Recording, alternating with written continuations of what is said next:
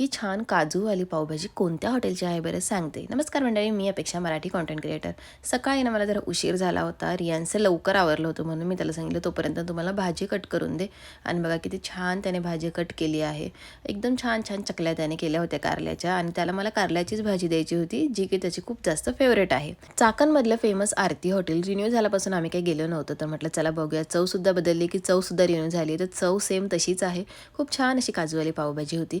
आणि त्याच्यानंतर ना आम्ही गेलो होतो मॉलमध्ये, कारण ना स्टीलची बॉटल घ्यायची होती. विवान आणि रियांश दोघांची बॉटल जी आहे ना ती थोडी खराब झाली होती, तर म्हटलं चला नवीन काहीतरी घेऊया. पण बॉटल राहिली बाजूला, वेगळंच काहीतरी बघत बसले. मॉलमध्ये गेल्याच्या नंतर तुमचं पण असंच होतं का? घ्यायला जातो एक आणि घेऊन येतो 2, 3, 4 अशा कितीतरी वस्तू आपण घेऊन येत असतो. आणि ही बॉटल मला खूप जास्त आवडली. ही पूर्ण स्टीलसुद्धा होती, पण थोडी कॉस्टली होती, पण ठीक आहे.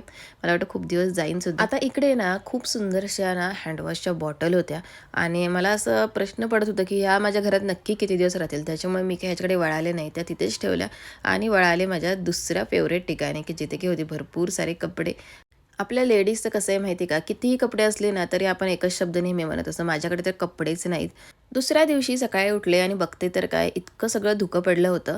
आणि जवळजवळ ना हे धुकं 9 वाजेपर्यंत नव्हतं. मी रियांशला 8:15ला सोडायला गेले, त्यावेळेस सुद्धा धुकं होतं. रियांशला सोडायला गेल्याच्या नंतर ना मला परत विवानला सोडायला जायचं असतं आणि विवानला सोडायला जाताना मनात नेहमी एक गाणं येतं, कोणाच्या खांद्यावर कोणाचे ओझे.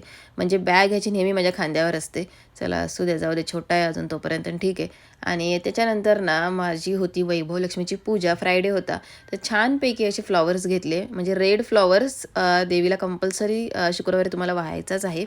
फुलं घेतली आणि फुलांमध्ये सुद्धा बघा हे किती छान फूल मला आवडलं होतं, ते मी घेतलं आहे. आणि वैभव लक्ष्मीची मस्तपैकी पूजा करून घेतली, मनोभावे देवीला नमन केलं. आणि त्याच्यानंतर ना देवीला छानपैकी नैवेद्य दाखवला. तर नैवेद्यामध्ये ना तुम्हाला खीर ही कंपल्सरी करायची आहे. दुसरं जरी देवीला तुम्ही काही दाखवलं नाही ना तरी चालेल, पण खीर नक्की दाखवा. चला, आजचा व्लॉग कसा वाटला कमेंट करून नक्की सांगा. भेटूया नेक्स्ट व्लॉगमध्ये. तोपर्यंत सर्वांना बाय बाय.